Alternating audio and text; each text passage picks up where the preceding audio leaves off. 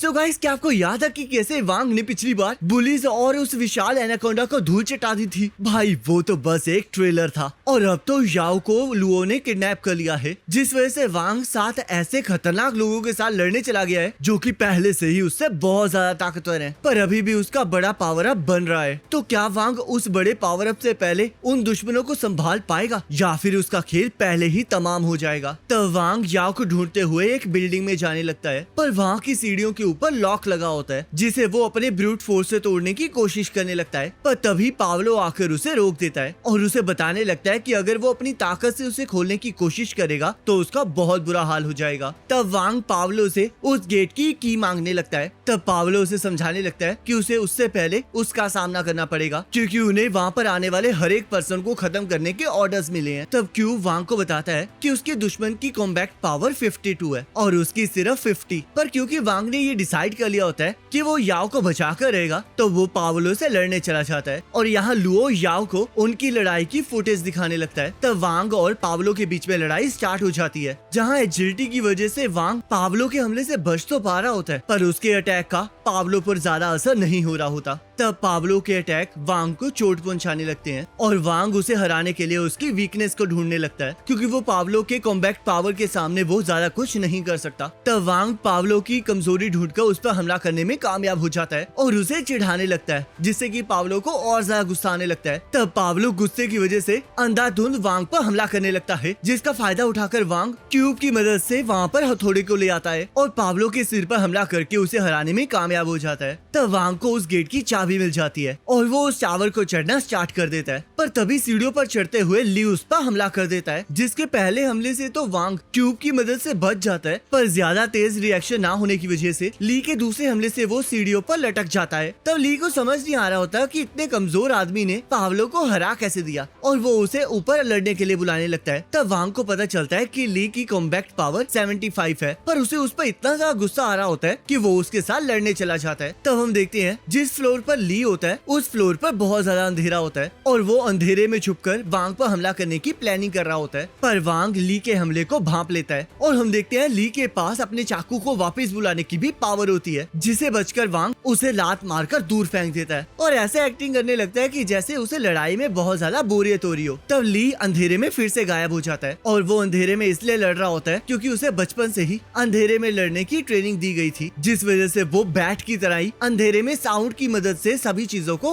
Locate कर सकता है, पर उसकी ये पावर भी किसी काम नहीं आती और वांग उसे एक जोरदार थप्पड़ मारता है। तब ली बड़ी तेजी से वांग पर हमला करना स्टार्ट कर देता है, जिस वजह से वांग को थोड़ी चोटें आती हैं, पर लास्ट में वांग बैट को वहाँ पर बुलाकर ली के अखरोटों को तोड़ देता है, जिससे कि वो उस लड़ाई को भी जीत जाता है। तो यहाँ स्टोन को एहसास हो जाता है कि इस लड़के के अंदर कोई ना कोई स्पेशल बात जरूर है, पर उसे पूरा यकीन होता है कि उसका अगला ओपोनेंट बेयरवुल्फ उसे 10 सेकंड में हरा देगा और अगर वो ऐसा ना कर पाया तो इसका मतलब वो बहुत ज्यादा ताकतवर है। तब वांग बेयरवुल्फ का सामना करने चला जाता है, पर जब बेयरवुल्फ वांग की तारीफ कर रहा होता है तभी वांग उस पर अचानक से हमला कर देता है, जिसे वुल्फ बड़ी आसानी से रोक देता है और वांग को चुटकियों में ही नीचे फेंक देता है। तब क्यूब उसे बताता है कि उसके एडवांस जेम को तैयार होने में अभी भी 1 मिनट बाकी है, जिस वजह से वांग को उस वुल्फ को 1 मिनट तक संभालना पड़ेगा। तब वुल्फ वांग को चौक करने लगता है और वांग उससे बचने के लिए उस पर चाकू से हमला कर देता है। तब वांग जैसे ही वुल्फ को मुक्का मारता है वैसे उसे समझ में आ जाता है कि वुल्फ की बॉडी लोहे जितनी स्ट्रॉन्ग है और तब उनके बीच में फिर से लड़ाई स्टार्ट हो जाती है, पर वांग का कोई भी हमला वुल्फ पर काम ही नहीं कर रहा होता,